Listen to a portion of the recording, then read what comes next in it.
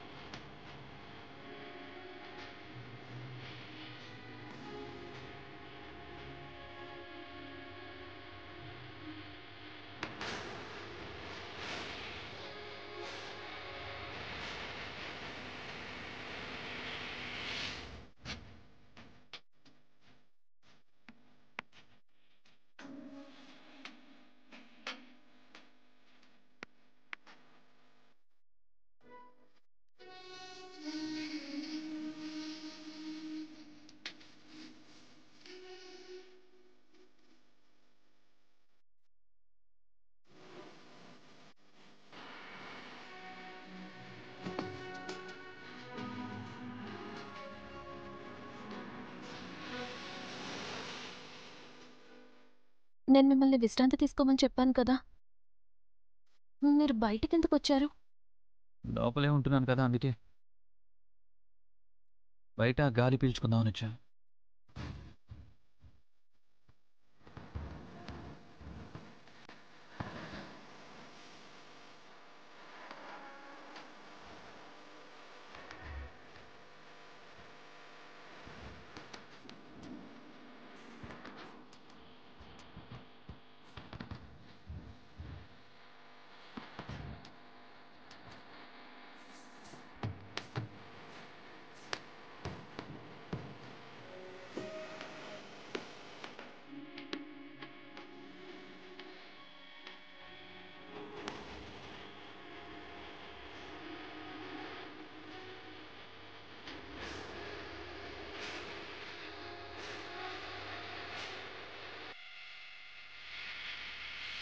ఏం చూస్తున్నారు? అందంగా ఉన్నావు.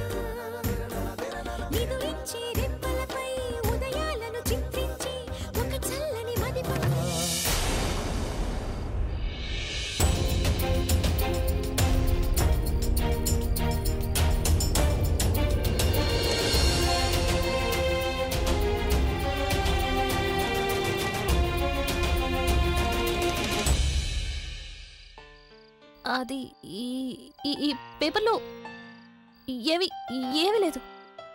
ఈ పేపర్ ఎవరి జేబులోంచి పడింది? మీ జేబులోంచి. మరి ఈ పేపర్లో ఏమైనా ఉందా లేదా అని ఎవరు డిసైడ్ చేయాలి? మీరు. గుడ్.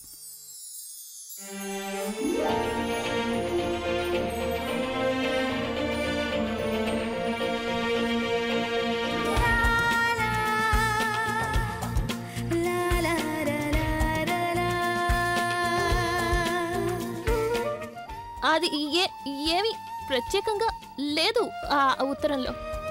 నువ్వు దీన్ని చదివావా? లేదు. మరి నీకెలా తెలుసు? కండిషన్, ఈ పేపర్ కండిషన్ చూస్తుంటేనే అర్థమవుతుంది ఇందులో ప్రత్యేకంగా ఏమీ లేదని కదా. నిజానికి దీని కండిషన్ మన ఇద్దరికన్నా చాలా బాగుంది.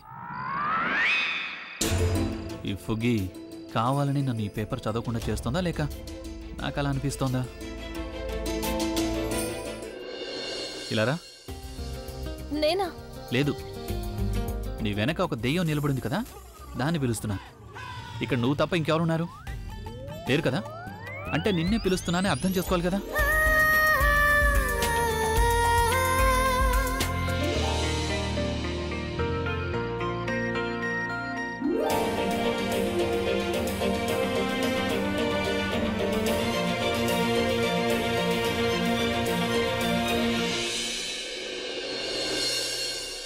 నువ్వు టీచర్వి కదా? అవును. అయితే ఫిల్ ఇన్ ద బ్లాంక్స్ గురించి తెలిసే ఉంటుంది. ఎందుకు? ఇప్పుడు నువ్వు నాకు ఫిల్ ఇన్ ద బ్లాంక్స్ నేర్పించు. అంటే నా ఉద్దేశం ఫిల్ ఇన్ ద బ్లాంక్స్ చేయడానికి నువ్వు నాకు సాయం చేయి. ఇదిగో చూడు, చాలా విచిత్రంగా రాసింది. ఇదిగో చాలా రోజుల నుండి, తర్వాత మధ్యలో ఏం లేదు, ఆ తర్వాత ఇక్కడ కింద జీవితంలో అప్పుడప్పుడు, తర్వాత ఇక్కడ ఏదో రాసింది, ప్రేమ అని రాసింది. ఇక్కడ ఏం అర్థం కావట్లేదు. ఇక్కడ ఏం రాసిందో చాలా కన్ఫ్యూజింగ్గా ఉంది. నేను ఇప్పుడు నిన్ను డీప్గా బ్రీత్ తీసుకోమని చెప్పట్లేదు, ఫిల్ ఇన్ ద బ్లాంక్స్ గురించి చెప్పమని అడుగుతున్నాను. నేనెందుకు చెప్పాలి? జీన్స్ నువ్వే కదా ఉతికింది, అందుకే ఇప్పుడు నువ్వే చెప్పాల్సి ఉంటుంది. నాకేం తెలుసు? నీకు నిజంగా తెలీదా? లేదు. ఏది సరిగ్గా చేయవు నువ్వు. అరే, జీన్స్ ఉతకడానికి ముందే జేబులు చెక్ చేయాలని తెలీదా? ఒకవేళ ఇందులో ఏమైనా ముఖ్యమైన విషయం రాసుంటే ఇప్పుడు నీ మూలంగా నేను ఎప్పటికీ తెలుసుకోలేను ఈ ఉత్తరంలో అసలు ఏం రాసుందనేది. ఇప్పుడు ఈ ఉత్తరంతో పాటు ఇందులో రాసున్న ఈ విషయం కూడా శాశ్వతంగా అంతం అయిపోయింది.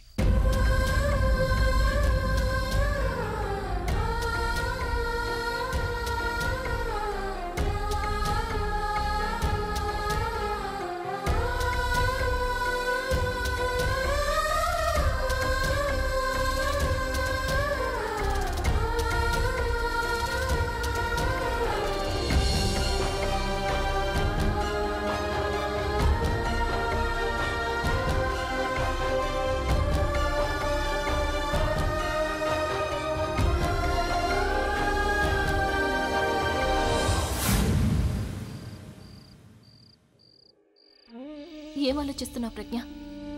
ఇంతకంటే మంచి అవకాశం నీకెప్పటికీ రాకపోవచ్చు. చెప్పే, లేకపోతే నీ పరిస్థితి కూడా ఆ ఉత్తరంలాగే అయిపోతుంది. అందులో రాసున్న విషయాలు నువ్వు ఆయనకి చెప్పలేవు, ఆయన తెలుసుకోలేరు. నువ్వు ఈరోజు ధైర్యం చెయ్యి, ఏం జరిగితే అది జరుగుతుంది. చావుని ఇంత దగ్గర నుండి చూసిన తర్వాత ఇంకా దేనికి భయపడుతున్నావు నువ్వు? బహుశా జీవితం నీకు మరొక అవకాశం ఇందుకే ఇచ్చిందేమో. నువ్వు ఈరోజు ఆయనకి మనసులో మాటని చెప్పాలి అని, అందుకే ఆయనకి మొత్తం చెప్పే.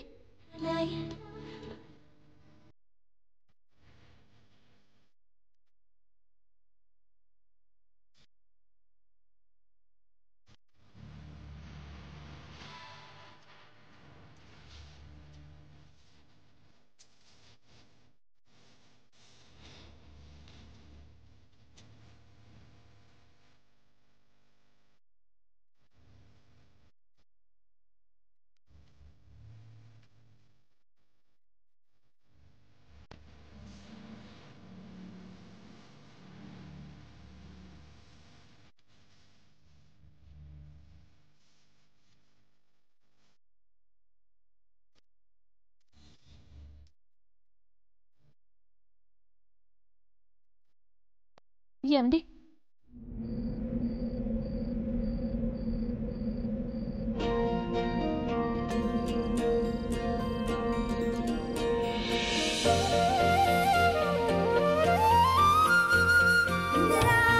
ఆ ఉత్తరంలో ఏం రాసిందో నాకు తెలుసు. ఎందుకంటే ఆ ఉత్తరం నేనే రాశాను మీకోసం.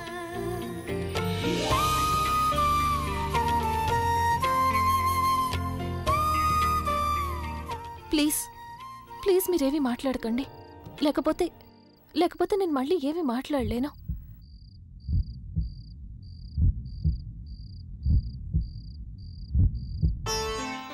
నాకైతే జీవితంలో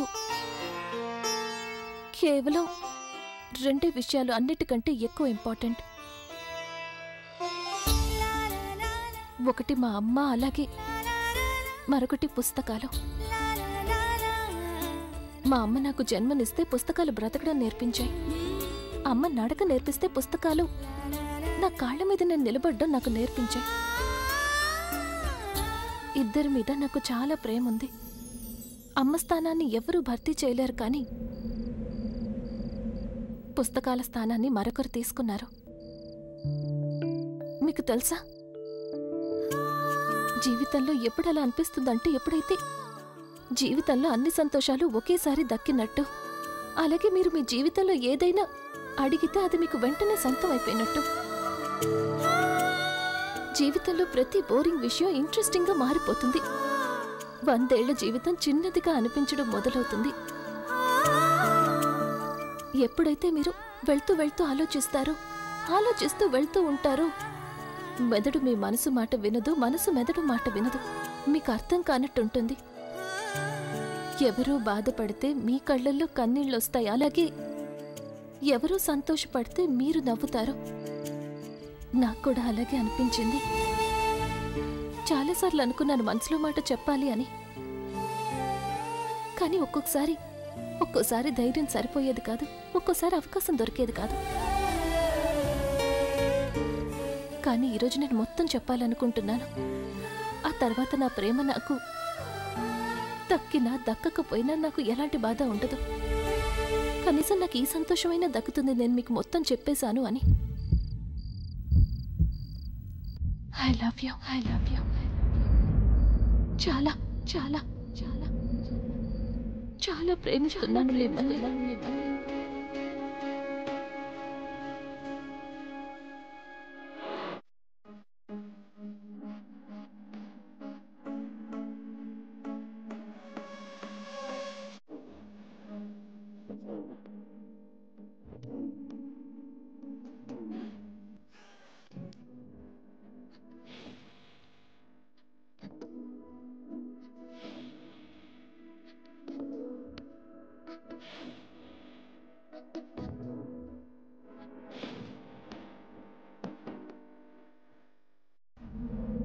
నేను కావాలని ఏది చేయలేదు.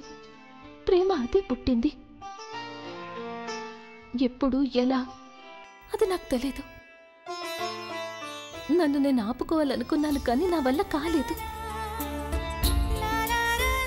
నేను పెళ్లికి ముందు అనుకున్నాను నేను ఎప్పుడూ ఎవరిని ప్రేమించకూడదు అని. కానీ మీరు చాలా మంచివారు. మీరు ఎంత మంచివారు అంటే నేను మీకు చెప్పలేను. మీకు నా జీవితంలో ఎలాంటి స్థానం ఉందని. మీరు మిగతా వాళ్ళందరితో ఎలా ఉంటారు అనేది నాకు తెలియదు. నాకు తెలుసు మీరు నా కోసం ఏమేం చేశారు అని. మీరు కేవలం నా మనసునే కాదు, నా ఆత్మను కదిలించారు. నా ప్రాణం ఉన్నంత వరకు నేను కేవలం మిమ్మల్ని ప్రేమిస్తూ ఉంటాను.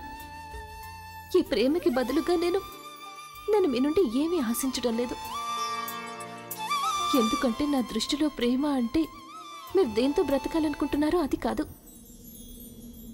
నా దృష్టిలో ప్రేమ అంటే అది లేకపోతే మీరు బ్రతకలేరు.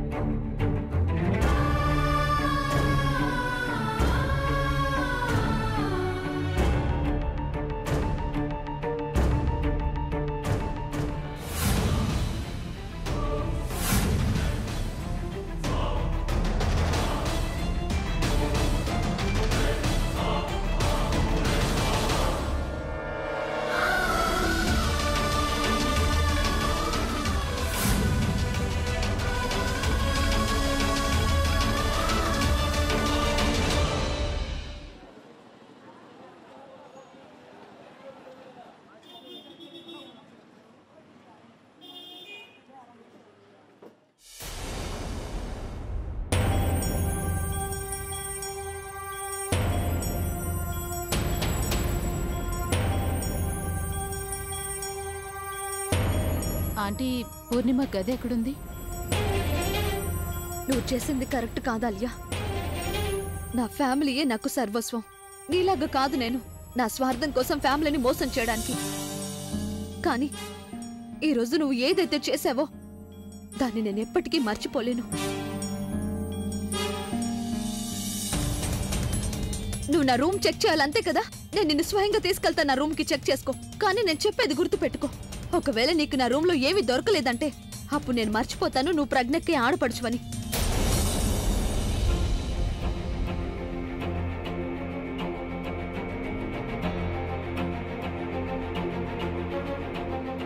పద నాతో పాటు.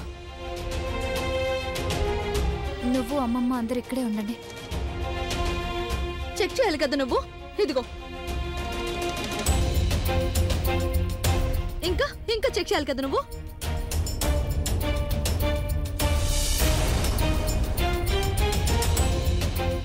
ఇదిగో చూడు, నువ్వే చూడు.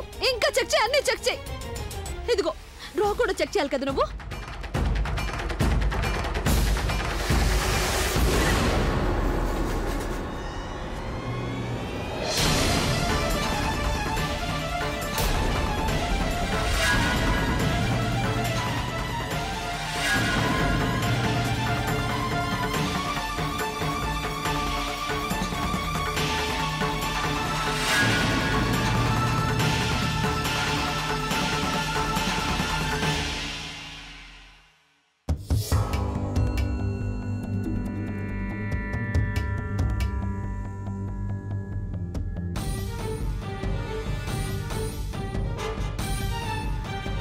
కానీ కానీ పెద్దమ్మ, ఈ డబ్బులు నావి కాదు పెద్దమ్మ. ఇవెలా వచ్చాయో నాకు తెలీదు. కమ్మాన్ పూర్ణిమ, బయటైతే నువ్వు చాలా చాలా కాన్ఫిడెంట్ గా నన్ను ఛాలెంజ్ చేసావు కదా, అసలు నీకు ఏమీ తెలీదని. మరైతే ఇవన్నీ ఏంటి? నువ్వు ఇదంతా ఎందుకు యాక్సెప్ట్ చేయడం లేదు ఇప్పుడు? అసలు నిజం అందరి ముందు బయటపడిపోయింది కదా. ఇవన్నీ నేను ఎందుకు యాక్సెప్ట్ చేయాలి? అసలు దీనంతటి గురించి నాకేం తెలీదు. ఇవన్నీ నావి కావు. ఆంటీ చూడండి, ఈ లెటర్లో అసలు ఏం రాసిందో. My love Purnima, my dear, my sweetheart, my darling, I miss you, I love you. మనందరికైతే బాగా తెలుసు ఇలాంటి లెటర్స్ ఎవరు రాస్తారు, ఎవరి కోసం రాస్తారని.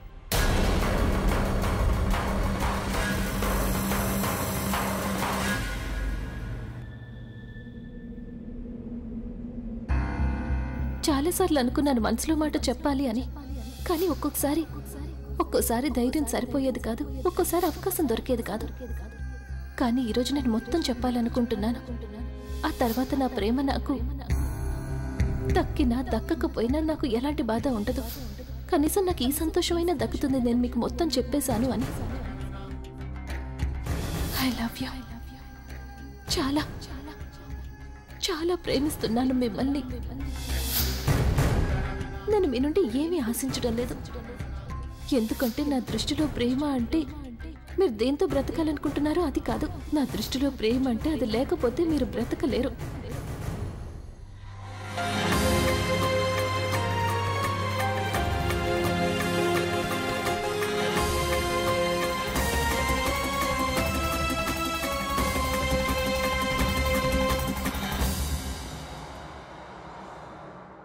పూర్ణిమ, ఈ లెటర్స్ వీటిని ఎవరు పంపించారో అతని గురించి నాకు బాగా తెలుసు. కానీ ఈ డబ్బు, ఇంత ఎక్కువ డబ్బు, ఇది నీ దగ్గరికి ఎలా వచ్చింది? చూసారా అంటే నేను ముందే చెప్పాను కదా. ఇక నువ్వు బుల్బుల్, నువ్వు చాలా గొప్పగా చెప్పావు కదా తన గురించి. మరి నువ్వే అడుగు నీ చెల్లెల్ని, తను మీ అక్కయ్యని మా అన్నయ్యని ఎందుకు కిడ్నాప్ చేయించిందని అడుగు తన్ని.